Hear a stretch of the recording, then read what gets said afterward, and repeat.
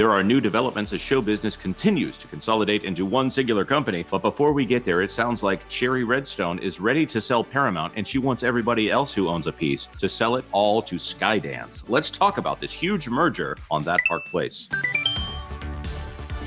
Hello, I am Jonas J. Campbell, an investigative reporter for That Park Place, and here is Twitterer extraordinaire, Mr. VashSky. Vash, how are things going over there on X these days? Are they talking about Paramount? I don't think they're talking about Paramount. They're talking about... I think that's really the problem, isn't it? No one cares. That's a very good point. Oh, boy. It's been popping off, but not about Paramount. Maybe it will now, though. Maybe they will care. Maybe it will. That's a very good point. The reason I ask you about that is because everyone's talking about Tiana's Bayou Adventure over there while we are talking about Paramount. This is a channel that we like to talk about the TV and movie business here. And this is a company, Paramount, owns, Mission Impossible, Transformers, Maverick. Top Gun Maverick is a Paramount property. Of course, they also own Star Trek. They own all of the TV your parents watch, or if you're a grandparent watching this show, they own the TV that you watch. They own CBS, if I'm not being clear there when I say this. But let's talk about this. Paramount and Skydance agree to terms of a merger deal. This by Lillian Rizzo, updated with words from Alex Sherman. Paramount and Skydance have agreed to terms of a merger, CNBC's David Faber reported Monday. David Faber is the one who's always interviewing Bob Iger. It's fascinating to watch David Faber make Bob Iger squirm. A deal could be announced in the coming days. The agreement terms come after weeks of discussions and a recent competing offer from Apollo Global Management and Sony Pictures. Just a brief note about this, if that somehow happens to happen. Sony owning part of Paramount, that would be fascinating because all of those Paramount properties would be owned by a different company that also owns part of Epic Games, because Sony owns part of Epic Games. And so they own a co-venture there in some way, in some small part with Disney. Fascinating to think about that. All right. Paramount and Skydance have agreed to a merger. CNBC's David Faber reported Monday, or terms of the merger. A deal could be announced in the coming days. Paramount's special committee and the buying consortium, David Ellison Skydance. That is David Ellison, who is the son of Larry Ellison. If you don't know who that is, it's because he's so wealthy that he just kind of fades into the background in his nice Japanese Zen garden. He's the guy who owns Oracle, that little teeny tiny company, Oracle. I need to ask you this, Vash, so that everyone catches the irony and sarcasm. When I said Oracle was teeny tiny, is Oracle teeny tiny? No, Oracle is massive. And if I'm not mistaken, wasn't somebody had an association with Oracle on the Disney board, right?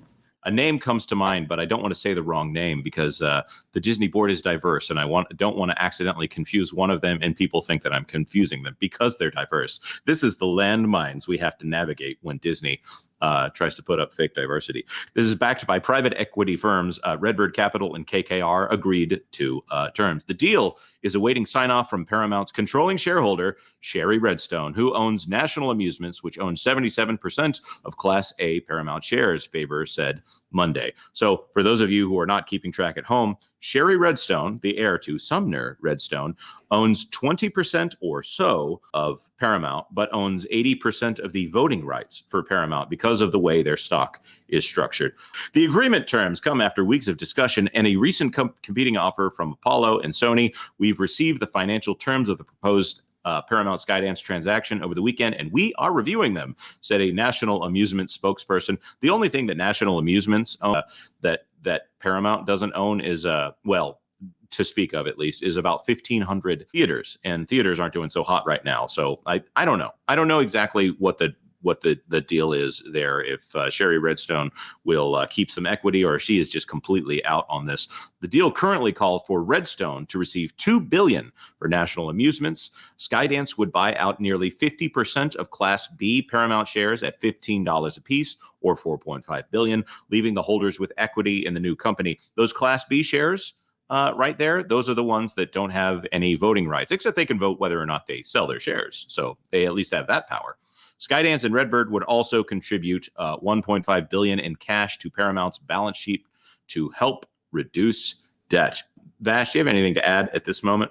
Well, it sounds like a pretty interesting deal right here. It's fascinating to see these kind of mergers and acquisitions and these companies consolidating the way they are. It tells you the a lot about the media landscape and how just fierce it is. Yeah, it is kind of crazy. By the way, I'm just throwing this in here for fun. Over there, Warner Brothers Discovery's David Zaslav sees M&A opportunities in the next 2 to 3 years. There are lots of players that are losing a lot of money. That one by Todd Spangler. We're not going to go too deep into this particular article, but Warner Brothers was on the list of potential suitors for Paramount as well. I do believe that Comcast was considering buying either Warner Brothers or Paramount in all of this. I think they had their eye on Warner Brothers more than they did on Comcast.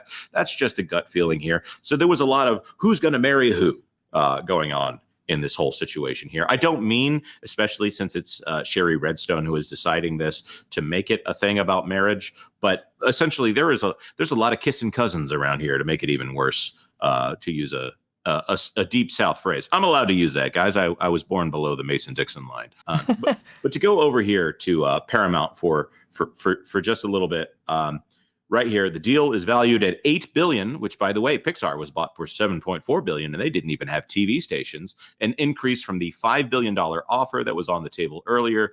Under those earlier terms, Redstone would have received less than $2 billion for her stake, and the Class B shareholders would have been bought out at nearly a 30% premium at $11 a share. So it sounds like right now they're making Paramount shareholders an offer that it might be pretty hard to refuse. This is also something they'll have to bring this to shareholders. I think they're receptive. It's not like the Twitter deal where Elon Musk came in and said, we're going to pay you way more than your company is worth, and therefore you have to bring it to shareholders. By the way, I made a grand total of about $30 on my Twitter shares there when that was all said and done.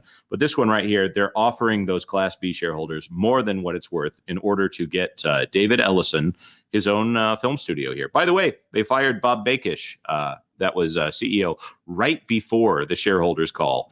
And then they did a speed run call. I think it was 6 minutes that their entire call was. They introduced the new CEO team, and then they presented some basic financials, and then they turned that thing off. Vash, do you have any hope that this company is going to be better now that it is potentially not under Sherry Redstone and Bob Bakish and whoever's running it there? Yeah, it seemed like Sherry Redstone may have been an impediment to things getting maybe better, or at least moving in a direction that lined up with consumer trends and consumer sentiment nowadays and so forth. So it sounds like Sherry's out. It sounds like it's an offer that shareholders, it's going to be very compelling for them to actually vote in this direction. I think it's a good move, but man, Paramount they were struggling there. They were definitely on the struggle bus for sure, and they needed to change something. Is this the right one? I don't know, but something. No, that's a very good point.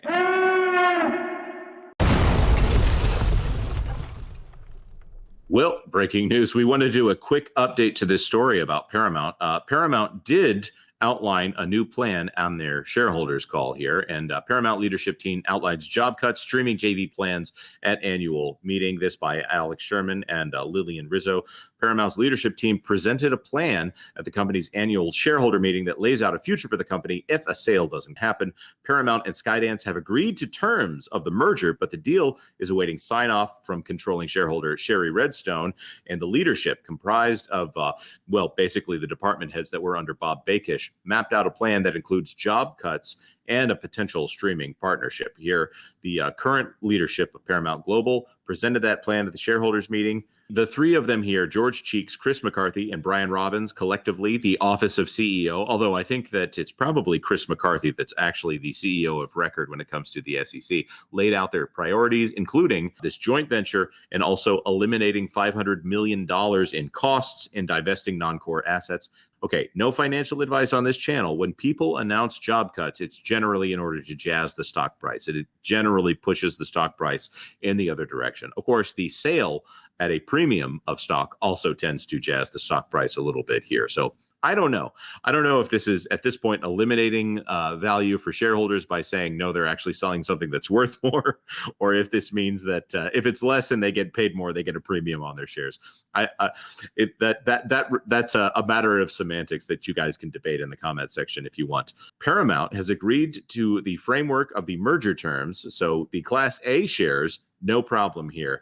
The thing that I want to go to is down here. They've been aggressively exploring all options when it comes to partnerships with other streamers. He noted that Paramount has already received a great deal of inbound interest from other potential streaming partners for a joint venture that would include the company's flagship service, Paramount Plus, which has more than 70 million subscribers, but continues to lose money. Of course, Disney is the same. Disney Plus is doing that, but instead they're buying the other streamer because their failing streaming service. They can't give that thing away. Vash, what do you think is going to happen here with Paramount? Do you think the shareholders are going to go for it, wash their hands of this thing, and maybe get a little equity in return? I think it's the best offer on the table right now.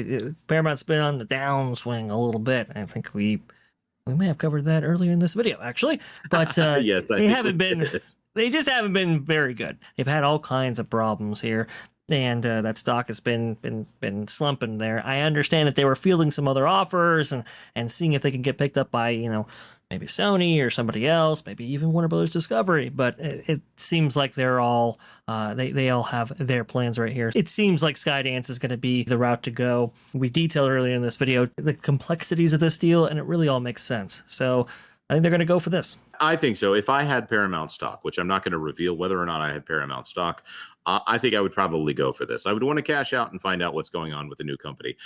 More importantly, I would like for there to be good Star Trek again, because what we've been getting, not very good, except for Picard Season 3, which I love. Of course, we want to throw this to our commenters. What do you think about this situation? Are you excited about maybe Transformers or Mission Impossible or Top Gun Maverick getting a sequel? I would love to know. Oh, Teenage Mutant Ninja Turtles. Isn't that owned by Viacom as well through Nickelodeon?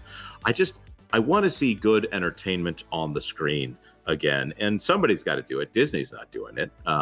Let us know your thoughts in the comment section down below. Of course, like this video if you found it helpful and informative, anything like that, and consider subscribing to That Park Plays for all the news that should be fun. Thanks for watching That Park Plays News. For more information, consider checking out www.thatparkplace.com. And don't forget to subscribe, share, like, and send this out on your favorite social media accounts.